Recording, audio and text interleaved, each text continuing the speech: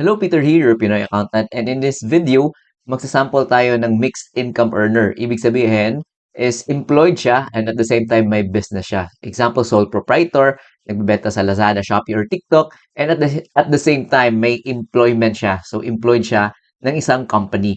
So, yung example natin si Monkey D. Luffy. Ayan, he is employed sa Capsule Corporation. So, yon may employment siya and at the same time, may business. So, ano ba yung form na gagamitin natin is pag mixed income earner kayo, 1701 and version 2018 yung gagamitin natin. So, ito, let's open the EBIR form. So, once na-open nyo na yung EBIR form, input nyo na yung profile niya, yung TIN, ayan, RDO code. If first time yung gamitin yung EBIR form, yung details ito, you can find sa inyong certificate of registration. So, ito, this is our more than once na tayo nakapagamit ito. So, automatically, sinisave nyo yung profile natin. So, input nyo lang yung TIN nyo and then lalabas na itong mga details.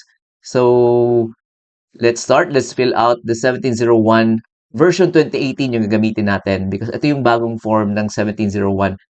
Dalawa kasi yung nandito, 1701 and yung isa may version 2018. So yung version 2018 yung latest. So ito yung pipiliin natin and then click yung fill up na button.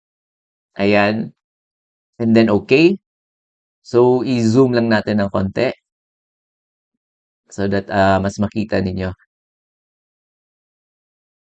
Ayan. So, let's start 1701 again. So, this is for mixed income earner. And if you are availing, pag nag-ano kayo, itemized deduction, 1701 yung gagamitin natin. So, let's start. Month, ayan, December yan. And then, for the year, again, we are still filing for the 2025. And yung deadline is super near na. April 15 yung deadline. So, ilang days na lang. And kailangan na natin talaga mag-file. Otherwise, ayan, pag beyond the deadline is magkaka-penalties tayo. So, amended return, this is no. Short period return, this is no then. And then, check nyo lang yung part 1, background information ninyo kung ano yung mga wala pang details dito. But since EBIR form, yung ibang details is nakasave na yung 10, ayan, RDO code, and the taxpayer type. So, ano yung taxpayer type natin? Since we are doing business, so single proprietor, i-check ninyo. And then, we are earning, ano tayo, with compensation or employed. So, i-check din natin tong compensation earner. So, dalawa yung taxpayer type natin. And then, sa ATC, ayan, yung pipiliin natin is, yung sample natin for today is mixed income tayo and 8% yung ginamit natin. So, dito tayo sa mixed income, 8% income tax rate. So, click nyo yan. And then, let's proceed. So, i-double check nyo lang kung ano yung mga details na wala pang nakalagay. So, taxpayer's name, ayan, may details na, registered address, and then zip code, ayan. Then, date of birth na tayo. So, follow nyo lang yung format na month, day, and the year. So, ayan, lagay nyo lang. And then, email address, so naka-input na yan. And citizenship naman is, we are Filipino. Ayan. And number 13, claiming foreign tax credits. In most cases, no yan. So, number 14, leave it blank then. 15, ayan, may contact number na tayo. And civil status, ayan, single or usually dito single or married. So, piliin nyo kung ano yung civil status niyo. In our example, si Monkey D. Luffy is single pa. And then, ayan, if married, ayan, kung married yung pinili nyo, spouse as income, yes or no. And then filing status, either joint filing kayo. Kung joint filing kayo, yung details ng spouse nyo ilalagay nyo dito din sa form na ito. Kung separate filing naman is magkaibang form yung gamit ninyo. So, number 19, income exempt from income tax. So, yung ating example is hindi. So, that is no.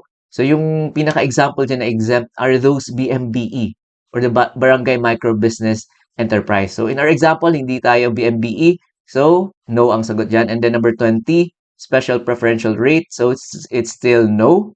Ayan. So, number 21, automatic na siya nagpili for us because 8% yung pinili natin sa ating ATC. And then 21A, wala tayo niyan because hindi tayo nag-itemize deduction or hindi tayo, hindi tayo graduated income tax yung gamit natin. So, kung graduated income tax tayo, either itemized deduction or optional standard deduction. So, let's proceed. Total tax payable, so wala pang details dito because we need to input pa yung details from our compensation and our business income. Ayan, so let's proceed to page 2. Click nyo lang yung next na button. And then, so sa pinakataas, part 4, again, hindi to applicable sa atin. Background information of spouse. So wala tayong ilalagay dyan. So part 5 na tayo, computation of tax. Then dito tayo sa schedule 1, gross compensation income and tax withheld. So if you are mixed income earner, again, you have compensation, so meaning employed kayo. So yung kailangan nyo is you will need to get the 2316 from your employer. So usually January, binibigyan na kayo ng copies niyan. So ito yung example nating 2316. So ito yung 2316 ni Monkey D. Luffy. So basically, yung kailangan natin dito na figures is yung name ng employer ninyo, ayan yung PIN ng employer ninyo, and then yung details dito, yung gross compensation, income, ayan kailangan natin yan, the non-taxable compensation. So yung mga figures are all just in your 2316. So hindi nyo na kailangan mag-worry kung saang figures ba yung kukunin nyo because yung HR naman ninyo or yung payroll master naman ninyo yung magbibigay sa inyo ng 2316 ito, and then you just need to get the details. So ito, let's proceed. Balikan natin yung EBIR form and let's input itong mga data galing dito. So ayan, so balikan natin to schedule 1. So for the taxpayer, so i-click nyo itong taxpayer because siya yung employed naman. So name of employer, so i-check yung 2316 nyo sa ating example is Capsule Corporation. Ayan, check ninyo. So, yan. Nakalagay dyan dito. Ayan, the employer's name, Capsule Corporation. And then yung TIN ng employer ninyo, ayan, nakalagay sa number 16. Sa ating example, si Capsule Corporation, yan yung TIN niya, 123-456-789. Yung TIN ng employer, 123-456-789, and then 00000. Ayan, so 5 zero na yan ngayon. And then let's proceed. Number 2, if ever kayo yung spouse, if ever naman kayo nag-joint filing, kailangan nyo yung details ng spouse. Or if may second employer kayo, pwede nyo piliin din. Number 2, taxpayer ulit. So in our example, isa lang yung employer ni Monkey D. Luffy, si Capsule Corporation. So we just leave it blank. So let's proceed. Ayan, continuation of table above. So dito tayo sa number 1. So, compensation income and the tax withheld. So, again, open natin yung ating 2316. Ayan. So, ang ating gross compensation, ayan, is nasa number 19. So, the gross compensation is 888,000. So, yan yung ilalagay natin doon. 888,000. And then, tax withheld naman.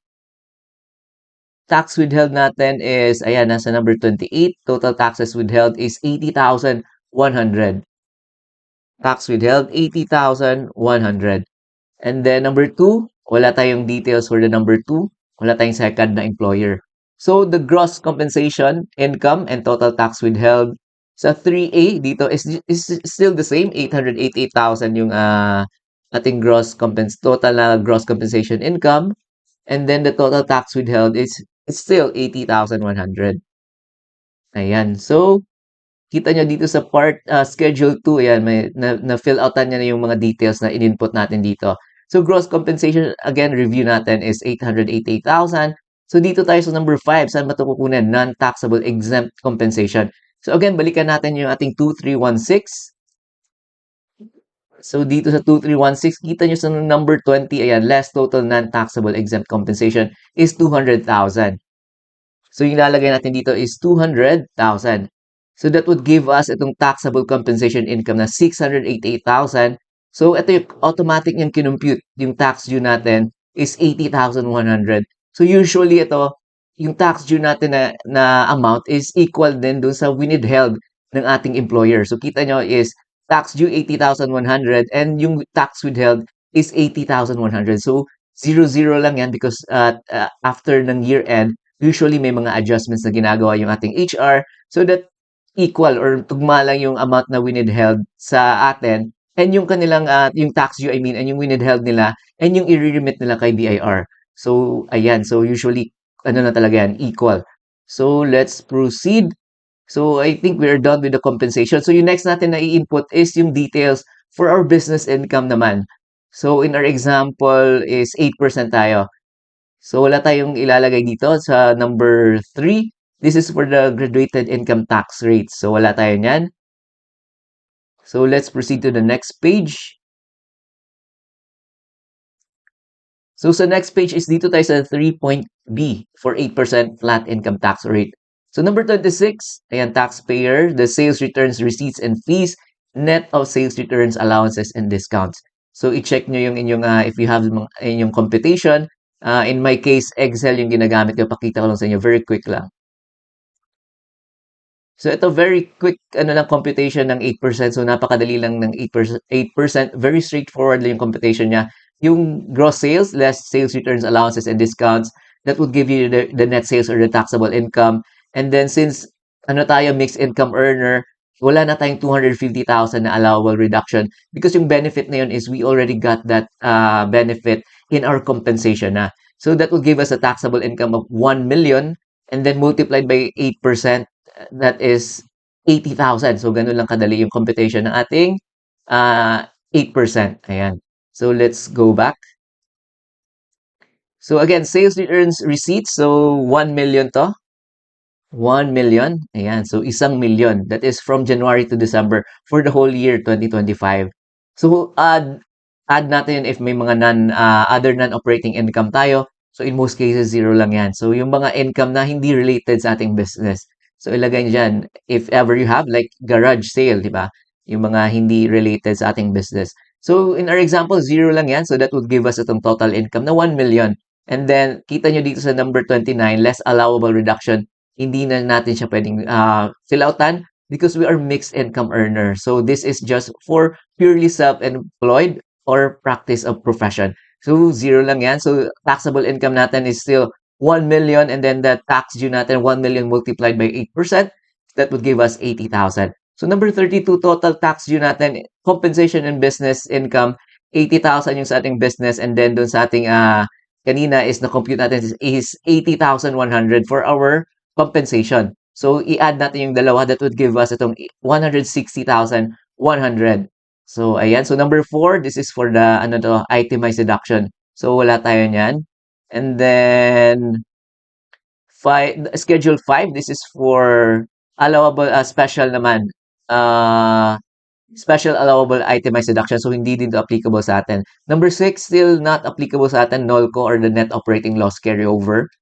So wala tayong ilalagay dyan. So let's proceed. Next tayo, page 4. Ayan, so dito 6.8.2, still not applicable sa atin. So let's proceed. Part 6 na tayo. Summary of income tax due. So yan, automatic niyang kinompute or finorward tong amount na to. Regular rate income tax due is 160,100. So wala tayong special rate income tax due, zero lang yan. Share of other government agency if remitted directly. So hindi dito applicable, zero. Special rate income tax due, zero din yan. So yung total income tax due natin is still 160,100. So let's proceed to the part 7, the tax credits and payments. So number 1, prior year's excess credits. So i-check niyo yung 2024 ninyo na annual ITR. If may mga overpayment kayo, so usually yung pinipili doon is if overpayment is carry over yung as tax credits to the next year or the next quarter. So i-check niyo yung na-file niyo na 2024 na ITR if ever you have overpayment. So in our example, zero siya. And then tax payments for the first 3 quarters. So i-check nyo again yung 1701Q nyo, first, second, and the third. And yung proof of payment na din nyo, i-double check nyo if tama, if tugma ba yung amount na nabayad natin for the first 3 quarters. So that is January hanggang September. Yung 3 quarters na yun, 1701Q, i-check din nyo. So in our example, nagbayad tayo ng 10,000. Example lang to. And then, creditable tax withheld, ito yung 2307 ninyo. So, i-double check nyo. Kailangan may hard copies kayo because i-submit din natin yung PDF copies ng 2307 ninyo using the EAFS naman. So, may video example din tayo on how you can submit your 2307. So, in our example, 3 quarters, example na to, may 1.5 tayo na 2307. And then number 4, yung 2307 naman, for the 4th quarter, example 500. Ayan. So, number 5 na tayo. This is 2316. So, automatic na itong nilagay based on our figure, yung galing sa ating tong employment or from our compensation. So, yung tax withheld from our compensation or from our employment is 80,100. So, yung proof niyan is yung 2316. And then, tax paid in return previously filed, zero lang yan because this is not an amended return. And then, foreign tax credits, special tax credits, other tax credits, so usually zero lang din yan. Hindi siya masyado nag-apply sa atin. So that would give us itong total tax credits and payments of 92,100. So that is your payments from the previous quarters, I mean, first, second, and the third, and your 2307 for the first quarter, second quarter, third quarter, and the fourth quarter. So again, the total is 92,100. So yan yung i-deduct natin sa ating tax due. So let's proceed. Ayan, part 8 na tayo, tax relief, hindi din to applicable sa atin. And then dito tayo sa part 9. So usually dito nag-error yung pag sinubmit natin because hindi natin nilalagyan ng net income or loss per books. So yung amount na ilalagay dito is just your taxable income from your business. So in our example, you can actually see it dun sa page 3. Balikan natin so that makita ninyo.